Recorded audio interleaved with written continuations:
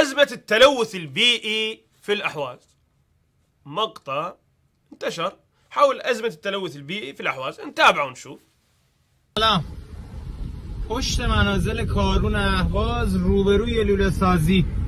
خداییش ببین این فاضلابه ها، این فاضلاب داره شره میکنه همینجوری، نگاه کنید. این همینجوری، تو رو خدا نگاه کن.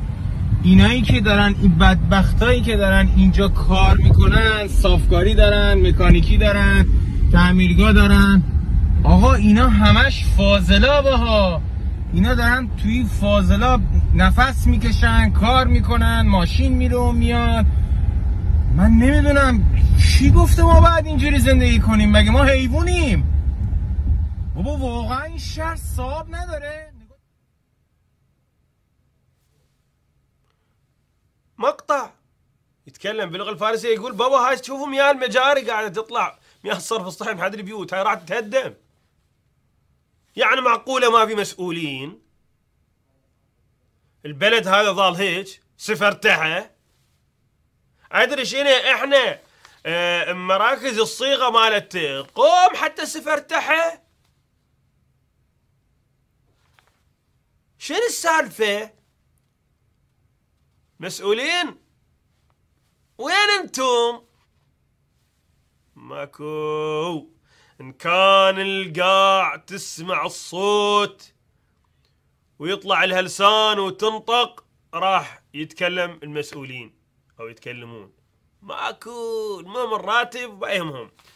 مقطع من مواطن يتكلم حول كوت عبد الله، ايضا التلوث البيئي والازمه هناك.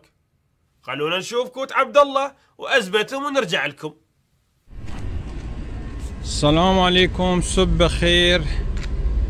الان ساعت 7:30 مورخه 3 شهریور ماه سال 1400. این فیلم مربوط به حد فاصل خیابان 13 و 14 کوی شریعتی 2 جلوی حسینیه حضرت قاسم ابن الحسن و داروخونه و مطب خانم دکتر زهرا بدوی است.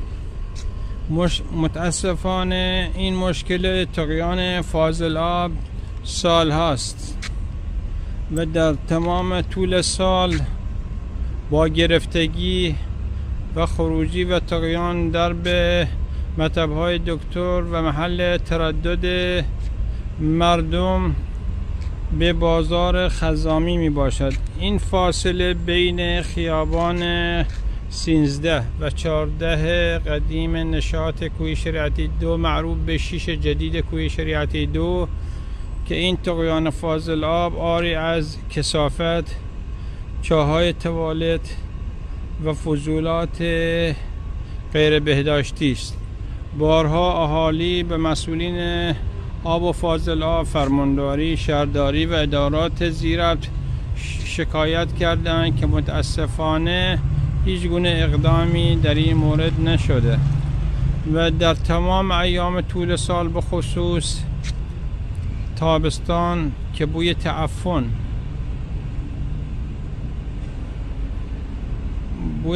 آن قابل تحمل نمی باشد، باعث اذیت و آزار اهالی ساکن محل و همچنین مردم مراجعه کننده به مطب‌های دکتر جهت مداوا می باشد.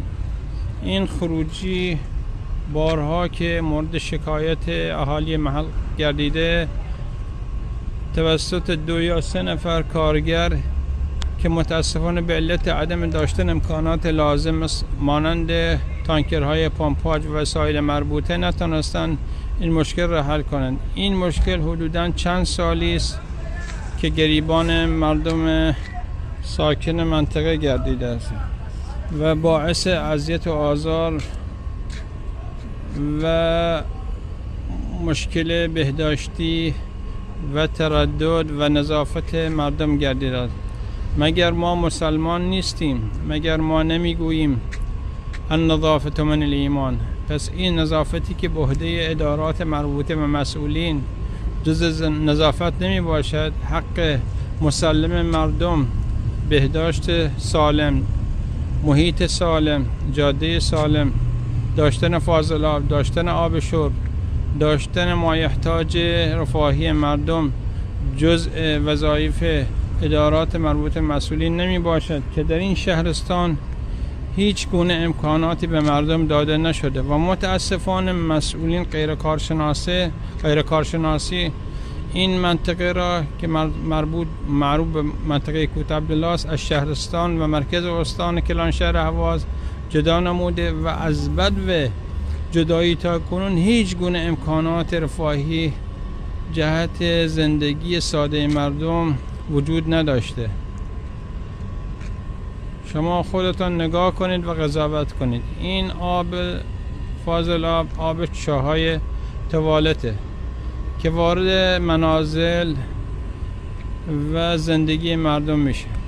بوی تعفن اون واقعا در داوره. مسئولین مربوطه خودتون نگاه کنید و قضاوت کنید. ما چندین بار شکایت کردیم پیش مسئولین مربوطه، متاسفانه بجز یک مراجعه جزئی هیچ حل مشکلی ننمودن و هر وقت صحبت از مشکلات در این منطقه بشه متاسفانه بعضی اشخاص یا بعضی از مسئولین آن رو به عنوان سیاسی اعلام میکنن، در صورتی که یک حق مسلم اجتماعی و رفاهی است. نگاه کنید در طول سال به خصوص تابستان ما این مشکل داریم، چه برسه به زمستان. خودتون نگاه کنید و قضاوت کنید. اینجا هم یک منطقه ساده نیست، منطقه‌ای که روزانه چندین بیمار از روستا و دهات و مناطق اطراف جهت مداوا مراجعه میکنن، ولی متاسفانه وقتی بهداشت منطقه اینجور باشد وای به حال رسیدگی و وضعیت حال بیماران.